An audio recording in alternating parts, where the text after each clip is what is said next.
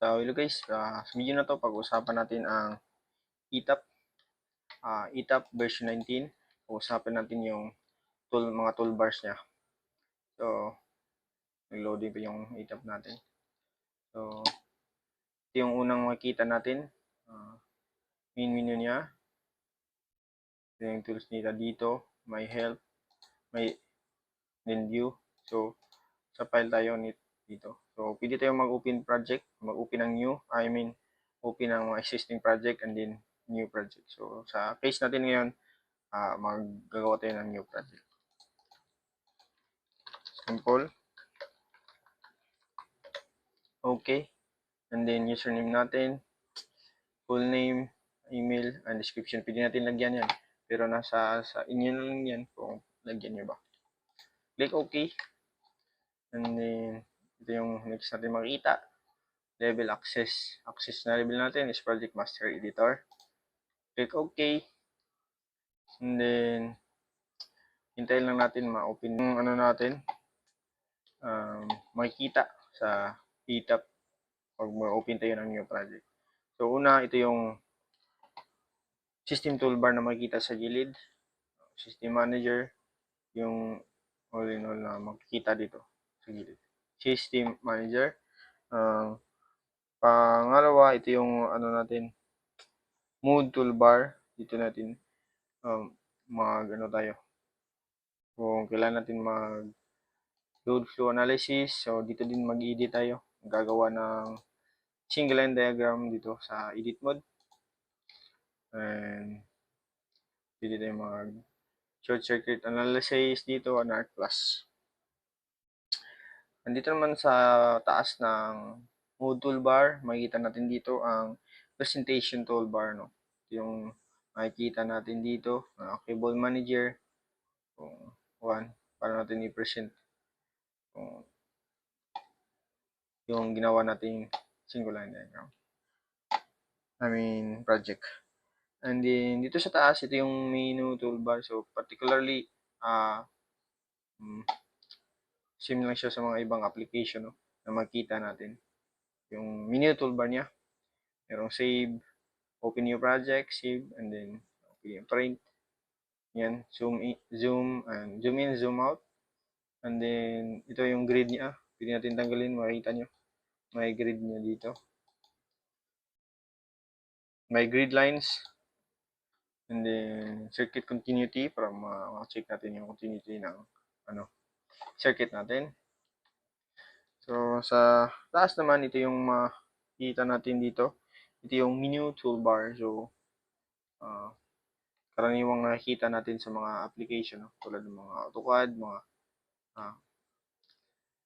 Excel, may mga ganito. Ito yung main toolbar pala. Main toolbar, may files. Gawa ka ng new project, or open ka ng new project. Save and save library.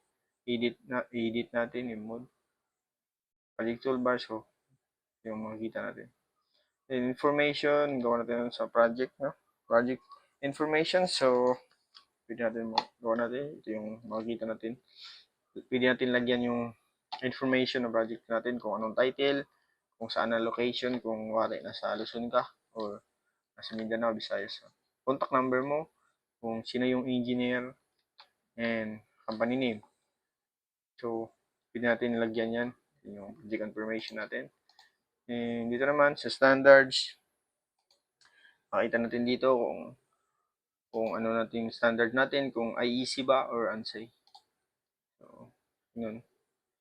And then, ito pa, settings. May settings tayo dito. Tingnan natin itong load categories. Yan. Makita natin dito yung categories. Pag AC load ay mga design, normal, brake, winter load, summer load, mga full load, reject, emergency, mga ganyan scenario sa system natin. And then, next rin din is itong library. So, library, pwede din tayong magagamit dito. Dito tayo maghanap ng mga equipment na kailangan natin ilagay sa sa system or sa ginawa natin project, which is Ito, mga iba-ibang klase. May mga fuse, relay, recloser, high voltage circuit, low voltage. So, i-check natin tong relay, no? Kung check natin yan. So, may iba-ibang klaseng mga ano dito, manufacturer o anong model katulad ng EBB motor na ay EBB, yung mga relay natin na EBB. So, ano ba dito yung ano, Hitachi, ito yung ano, manufacturer na makita natin dito. So, ito yung mga model na relay din nila. Tapos, kung wala tayong makita na ano, na relay sa yung binigay sa client, binigay ng client natin, wala tayong makita. Hindi natin makita dito sa library, pwede natin ito i-add. Mag-add tayo dito. Click mo lang yan. Tapos, i-add natin yung pangalan ng ano, ng manufacturer. Tapos, lagay natin yung link sa website ng manufacturer. And then, yung mga model din natin, i-add lang din dito. Kung anong klaseng relay siya, katulad nito. Ang relay nito is for overcurrent, no? Tulad nito na Cutler. So, overload inline. So, mga relay na yung mga yun guys. Mga model niya. Kung anong klase manufacturer siya. Mag-add ka rin dito kung anong klaseng model ng relay na gawa natin. So, close na muna natin to kasi sample lang man yan. Pinapakita ko lang kung paano tayo mag-add ng ano natin dito. Yung mga equipment. Kung sakaling wala sa ETAP. So, next natin gawin is itong element toolbar. Ito yung element toolbar na makita natin dito. Ito yung mga equipment. I mean, protection. At saka mga